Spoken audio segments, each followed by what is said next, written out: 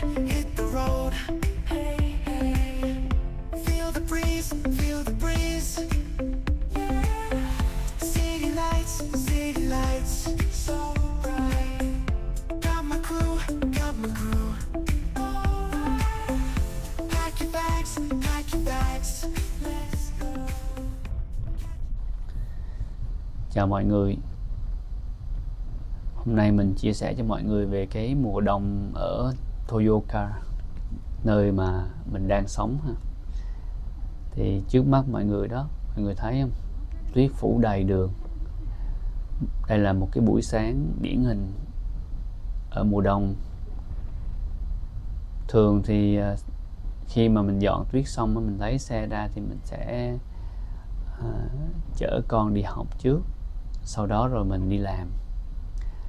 Và hôm nay thì mình lắp cái cam ở trên cái xe và mình ghi lại cái hành trình của mình từ nhà đến nơi làm. Thì một cái chặng đường lái xe đâu đó khoảng tầm 20-25 phút, nhưng mà mùa đông thì nó có thể kéo dài khoảng tầm 45 phút, tại vì đường rất là khó đi mấy bạn, di chuyển khá là chậm, lái xe từ từ, tốc độ đâu đó khoảng tầm 20-30 km/h thôi, không lái nhanh hơn được. Tại vì khi mà bạn lái quá nhanh á, thì mặt đường phủ tuyết này rất là trơn trượt. Bạn lái nhanh mà bạn đạp thắng thì nó sẽ trượt và nó gây tai nạn rất là nguy hiểm ha. Thì đây là lần đầu tiên mà mình lái xe trong cái mùa đông. Ban đầu mình cũng hơi tê tê nên mình lái rất là cẩn thận và hạn chế là đạp thắng đột ngột, và quan sát các cái phương tiện di chuyển phía trước. Thì đây cũng là cái mùa đông thứ 3 ở Nhật của mình ha. Mỗi một cái mùa đông mà về á, mình nhớ rất là rõ cái cảm giác mà mùa đông đầu tiên. Thì cái lạnh á, nó bút lắm á, bạn thở ra cái hơi thở bạn cũng lạnh á, cái mũi bạn cũng lạnh á. Thì mỗi sáng mà mình mở cửa ra là mình thấy tuyết phủ trắng hết trước cái hiên nhà của mình ha. Mùa đông ở Nhật thì thật sự lạnh, nhưng mà ở cái Toyooka này thì cái lạnh của nó riêng, rất là riêng ha. Nó độ ẩm rất là cao, và cái hơi lạnh của nó mặc dù là bạn mặc khá là nhiều áo đi, nhưng mà cái hơi lạnh nó có thể ngấm vào bên trong. Mùa đông thường đến vào cuối tháng 11 hoặc là đầu tháng 12 và kéo dài đến tận giữa tháng 3 năm sau. Đó là lịch của mùa đông. Nhưng mà đối với mình á, thì cái cảm nhận của mình á, về mùa đông là gì? Là khi mình thấy tuyết rơi. Cứ tuyết rơi là đối với mình đó là mùa đông, là mùa đông về đó. Nhớ cái hồi mà còn ở Việt Nam á, là làm gì được thấy tuyết đâu, chả bao giờ mà mình được thấy tuyết hết đó. Chỉ mà thấy tuyết á, là khi mà leo lên đỉnh Fansipan á, vào mùa đông thì may ra mới gặp tuyết, mà đâu phải khi nào cũng có tuyết. Phải có những cái ngày mà thật lạnh cơ, thì ở trên đỉnh Fansipan á, nó mới có tuyết rơi. Nên là bạn hình dung đi, lúc mà trước á, mà mình chưa có qua bên Nhật á, thì mình thích tuyết lắm. Mình mơ là mình đứng giữa trời mùa đông tuyết rơi rồi mình thích chơi tuyết đồ các kiểu. Nhưng mà thực tế mà khi qua đây xong á, sống mấy cái mùa đông mình mới thấy được là cái mùa đông nó khắc nghiệt như thế nào. Mình đây sống ở Sài Gòn hơn 10 năm trước khi chuyển sang Nhật. Thì ở Sài Gòn á, nó ấm áp, nó dễ chịu vô cùng. Nó có 6 tháng nắng, 6 tháng mưa, và đương nhiên chả có cái nào gọi là mùa đông hết. Ở đây thì thực sự là có sống ở đây mùa đông mới thấy là mình thèm, và mình nhớ cái cảm giác lúc mình ở Sài Gòn. Cái khí hậu nó ấm áp vô cùng. Thực sự là mình là một người thích cái nắng, cái ấm, nên là cái mùa đông ở đây nó quá lạnh đối với mình. Thật sự là như vậy. Từ cuối tháng 11 á, là giống như thời điểm bây giờ này, là cuối tháng 11 này, thì không khí bắt đầu nó lạnh dần và nó buốt. Cái mà bạn cảm nhận được là gì biết không? Là cho dù bạn mặc quần áo ấm đi, nhưng mà chân của bạn, lòng bàn chân của bạn và tay lúc nào cũng lạnh lạnh. Thì ở cái khu vực mà Toyooka mình đang sống á, nó là một cái khu vực nổi tiếng là nhiều tuyết. Tại vì nó ảnh hưởng bởi gió mùa đông bắc từ biển Nhật Bản á. Nó có một cái lượng độ ẩm cao, nó khiến cho cái lượng tuyết ở khu vực này rơi nhiều hơn, dày hơn và lâu. Tuyết thì thường đến sớm hoặc muộn tùy mỗi năm ha. Nhưng mà nếu mà đến sớm thì đầu tháng 12 là bạn đã thấy tuyết rồi. Nếu mà muộn thì nó rơi vào cuối tháng 12 hoặc là đầu tháng 1. Và cái lượng tuyết rơi nhiều nhất trong năm thường sẽ là trong tháng 1 kéo dài tới tháng 2, đầu tháng 2. Và cũng là chính là thời điểm này là mình hì hục xúc tuyết. Cái sáng nào mở mắt ra, tuyết mà rơi dày đêm hôm trước là hôm sau chắc chắn là cầm xẻng đi xúc, hì hục xúc. Bình thường mà cái thời tiết mà mùa hè đi, hè, mùa thu và mùa xuân thì mình dậy khá là sớm. Mình là một người thích dậy sớm và mình dậy đâu đó khoảng tầm 5 giờ sáng, 5 giờ, 5 rưỡi.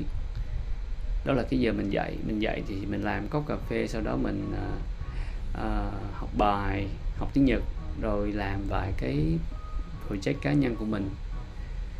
Sau đó mình chuẩn bị ăn sáng, thay đồ và đi làm. Nhưng mà mùa đông thì nó lại khác. Mùa đông lạnh quá, mình không dậy nổi thật sự luôn. Nhiều khi mình để cái đồng hồ báo thức, mình nghe nó kêu xong rồi mình dậy mình tắt rồi mình ngủ tiếp. Tại vì nó lạnh quá. Nên cái câu đầu tiên mà mình nói mỗi khi thức dậy vào buổi sáng mùa đông đó là gì? Samui, samui, có nghĩa là lạnh quá mấy bạn. Chỗ này thì mình cũng muốn giải thích thêm cho mọi người về cái văn hóa của người Nhật buổi sáng. Thì thường sẽ dậy và sẽ chào Ohayou gozaimasu, chào buổi sáng tất cả những ai trong gia đình của mình. Thì đó là một cái nét đặc trưng văn hóa ở đây. Ở Việt Nam thì mỗi buổi sáng bản thân mình đi hay là gia đình mình thì mình hầu như mình để ý là không có ai dậy sớm mà chào buổi sáng. Ví dụ là chào buổi sáng người này, chào buổi sáng người kia, thì hầu như là không. Trước khi đi ngủ cũng vậy luôn, thì cũng không có là chúc ngủ ngon. Bản thân mình nhớ lại hồi nhỏ đi, thì cái thời lứa của mình là 8X thì cũng hầu như cũng không có cái văn hóa là ở Việt Nam là chào buổi sáng hay là chào chúc ngủ ngon. Nhưng mà đối với Nhật thì cái này nó là như một văn hóa luôn rồi, là văn hóa giao tiếp mà chuẩn mực, không chỉ dành cho những cái bé nhỏ mà cả người lớn như mình đi, thì buổi sáng dậy mình cũng phải là gọi là chào. Bên Nhật gọi là aisatsu, thì mình sẽ là buổi sáng thì mình là Ohayou gozaimasu, buổi tối trước khi đi ngủ thì mình là oyasumi nasai, và mình tạo cái thói quen như vậy cho cả con của mình nữa. Bên Việt Nam thì cũng tùy gia đình ha.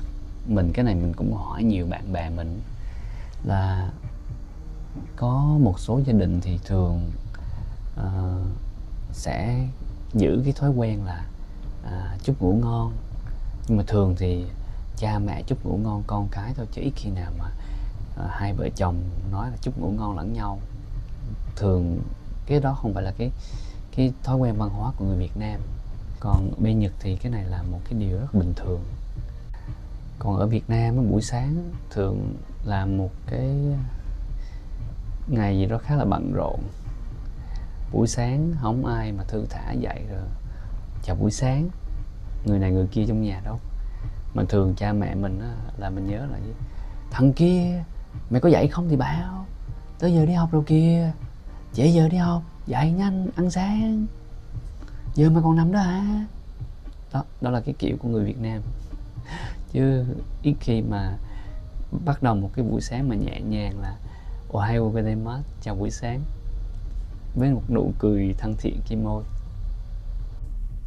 Nãy giờ mình lái xe suốt quãng đường từ nhà đến công ty á, thì mấy bạn cũng thấy đó, cái lượng tuyết ở đây nó nhiều như thế nào đó. Không phải là như những cái thành phố lớn như là Osaka, Tokyo hay là Kyoto, nơi mà có cái phương tiện công cộng phát triển, tàu điện này, thì mỗi sáng bạn đi làm á là bạn đi bằng tàu. Còn ở những thành phố nhỏ như thế này á thì phương tiện đi lại của người dân chủ yếu là ô tô. Mà mấy bạn biết rồi đó, mùa đông mà tuyết rơi dài như thế này á, mà để lái ô tô á, thì không phải đơn giản. Đầu tiên á, là khi mà thức dậy á, là bạn phải xúc tuyết để mà mở lối từ cái gara của bạn, cái bãi xe của bạn, kết nối với con đường chính, nơi mà con đường á, đã được các cái xe chuyên dụng người ta dọn tuyết cho mình rồi. Thường thì dọn tuyết vào buổi sáng thường mất khoảng tầm 30 tới 60 phút. Nó sẽ tùy vào cái lượng tuyết rơi đêm hôm trước, nó nhiều ít. Thứ hai đó là cái quãng đường từ cái chỗ nhà bạn, cái bãi đậu xe nhà bạn đó, ra tới con đường chính, nó dài hay là nó ngắn thì nó cũng tùy thuộc nữa. Ngoài ra nữa là cái khu bạn ở nó có bao nhiêu người tham gia dọn tuyết cùng. Nếu mà chỉ có một mình bạn á, thì bạn xúc tuyết phờ luôn. Mà bạn biết rồi, ở Nhật thì những cái thành phố nhỏ như vậy này, đa phần là người lớn tuổi không à. Những cái khu mình ở đi, nên xúc tuyết buổi sáng á, người trẻ có thấy mấy ai đâu. Nhiều hôm mà mình xúc có mình mà sáng mà mình đi làm sớm á, ví dụ mình làm vào ca sớm mà 8 giờ vô đi, thì bình thường mình đi làm là mình phải dậy, bình thường mình dậy 6 giờ, mình chuẩn bị các kiểu ha, thì 7 giờ mình xuất phát. Nhưng mà nếu mà cũng cái giờ 8 giờ đi thì mình sẽ phải dậy sớm hơn khoảng tầm 30 tới 45 phút để mình xúc tuyết, xong rồi mình chuẩn bị ăn uống mình đi làm. Và đặc biệt nữa là cái quãng đường cũng cùng cái quãng đường đó, nhưng mà nếu mà lái xe từ nhà tới công ty á, bình thường mất cỡ khoảng 30 phút thôi. Nhưng mà nếu mà trời tuyết rơi dày như vậy, đường mà trơn trượt á, thì bạn sẽ phải lái xe chỉ mất tầm khoảng 45 phút, có khi á là 60 phút nếu mà phương tiện nó nhiều đó. Tại vì sao? Đường trơn trượt á, bạn lái không nhanh được. Bình thường bạn có thể đạp 50 chỉ cái quãng đường này. Nhưng mà với cái đường mà trời tuyết như vậy này, bạn chỉ đi được tầm 20 tới 30 km/h thôi. Tại vì bạn chạy nhanh mà bạn đạp thắng á, xe bạn chắc chắn sẽ trượt về phía trước, đâm va, gây tai nạn. Nên trời mà tuyết rơi dài như vậy, đặc biệt lái xe phải cẩn thận, lái chậm mà chắc. Nói thêm về cái công việc xúc tuyết á, thì mỗi buổi sáng như vậy mà tuyết đêm trước rơi dày á, là chắc chắn hôm sau dậy là phải chuẩn bị nè, xẻng nè, áo khoác dày nè, và thêm một cái đôi ủng cao chống thấm nước. Rồi lao ra đường, trời thì lạnh ơi là lạnh, rồi hì hục xúc ha. Bắt đầu xúc từ cửa nhà xúc dần ra, rồi sau đó chắt tuyết lên cái máng chườm kéo, xong kéo một đoạn thật là dài ra chỗ cái bờ kênh gần nhà, đổ hết cái đống tuyết đó xuống, rồi tiếp tục xúc cho đến khi mà cái đường nó cái mặt đường nó lộ ra, là khi đó là xong việc đó. Rồi tiếp theo là cái xe, thì bạn khi mà bạn dậy bạn sẽ thấy là nguyên con xe nó sẽ mặt kính là đóng băng hết. Rồi chưa kể là cái phía trước mũi xe nó cũng đầy tuyết đó, thì mình cần phải là làm sạch cái lớp tuyết này đi, thì nếu không á, là nó sẽ che phủ cái tầm nhìn. Thì chuẩn bị một cái nồi nước sôi đó, xong dội lên cái mặt kính đó, và dội lên xe để cho nó tan lớp tuyết đi, xong mình chùi cho nó sạch đó. Và mình khởi động máy xe để làm cho máy nó ấm, và mình cứ để xe nó khởi động vậy. Xe của mình thì đậu ở trong cái gara mà nó có mái che, nên là buổi sáng dậy dọn dẹp xe nó cũng đỡ lắm. Chứ còn mà đậu ở ngoài trời là mà tuyết rơi dài kiểu này á, là sáng khóc luôn á. Sáng dậy ra là phải ngoài việc mà xúc tuyết ngoài đường ra còn phải xúc tuyết lôi con xe ra nữa, nó rất là vất vả. Không chỉ có xúc tuyết ở nhà không, mà khi mà đến chỗ làm á thì mỗi một ngày mà tuyết rơi dày như vậy á là bình thường mình phải mất khoảng tầm gần 2 tiếng đồng hồ xúc tuyết á. Ví dụ như khi đến cái ca làm việc như vậy này là sáng là mình sẽ xúc một lần, và tầm chiều á mà tới gần giờ mà khách check in là mình phải xúc tuyết thêm một lần nữa để mà dọn sạch cái lối đi vào cho khách check in. Cái năm đầu tiên mà mình làm cái công việc này á, mình thật sự là không có quen đâu. Ra ngoài trời thì lạnh là lạnh, xúc hì hục, mà xúc tuyết á là nhìn thì đơn giản, xúc 1-2 cái không sao, chứ xúc liên tục mà cả tiếng đồng hồ á là người nó ấm lên, lúc đó thì nó không còn lạnh nữa, nhưng mà cái tay và cái lưng á nó sẽ bị mỏi. Tại vì xúc tuyết xong rồi kéo đi rồi chắc một đống xong rồi đem đổ. Mà rồi á mình làm riết cũng quen à. Ban đầu thì chưa quen, nhưng mà tới mùa đông thứ 3 rồi thì cái việc xúc tuyết là bình thường, nó không còn phải là một cái vấn đề gì nó nặng nhọc hay là khó khăn, mà nó là một cái điều rất bình thường. Cứ mùa đông về là chắc chắn phải có xúc tuyết. Ráng lên. Hit